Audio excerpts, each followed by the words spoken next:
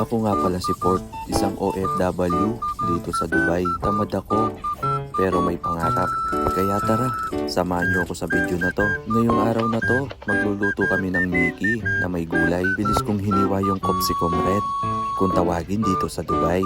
At hindi nyo pala na itatanong, isa pala akong kusinero dito sa Dubai. At dito inihiwa ko na yung Capsicum Red para hindi na maghiwa yung asawa ko. Halos kasi hating gabi na kami nakapagluto. Kaya naisip ko na tulungan na yung asawa ko na maghiwa ng kanyang gagamitin para mabilis niyang maluto itong ulam namin. At pagkatapos kong hiwain yung bell pepper, isinunod ko naman tong sayote. Yung asawa ko pala yung magluluto ngayong gabing ito dahil kahit kusinero ako, mas masarap pa rin magluto yung asawa ko. Dahil pag ako yung nagluto, parang hindi rin ako nasasarapan sa sarili kong luto. Kaya pag nasa bahay ako, tinutulungan ko lang yung asawa ko ng gagamitin niyang pangluto.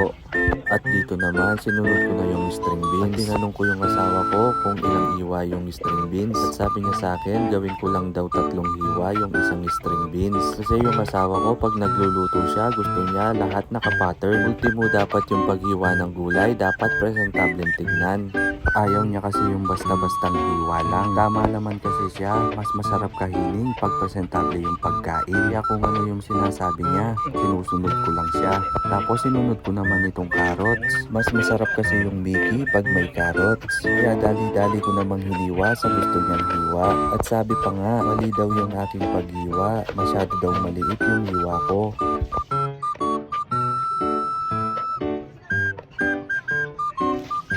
At dito, inumpisahan ko nang hiwain yung repolyo na gagamitin namin sa pagluto. Iniwa ko nga pala yan na medyo malaki-laki kasi ayaw ng asawa ko yung masyadong maliit.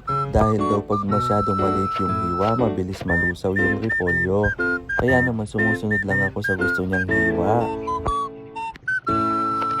Dito naman, inumpisahan ko nang hiwain yung sibuyas at sinunod ko nga pala yung bawang. Pero kinat ko muna yung video kasi mahirap balatan yung bawang at mabilis ko nang dinikdik itong bawang na to dahil tapos na rin yung asawa kong hugasan yung lamang loob ng manok. At sabi sa akin ng asawa ko, bilisan ko daw para maigisa na yung lamang loob. Kaya naman binilasan ko sa oras na yan, pero napakahirap talagang balatan yung bawang. Kaya naman nagmadali ako. At dito, nag-umpisa na yung asawa kong manggisa ng bawang at sibuyas. At saka sinunod niyang igisa yung atay at puso ng manok. Ayaw kasi ng asawa ko yung pagkain na hindi ginigisa. Kaya naman lahat ata ng niluluto niya kahit sabaw ginigisa niya. Kasi sabi sa akin, pag hindi daw ginisa, masyadong malansa. Pero tama naman kasi siya.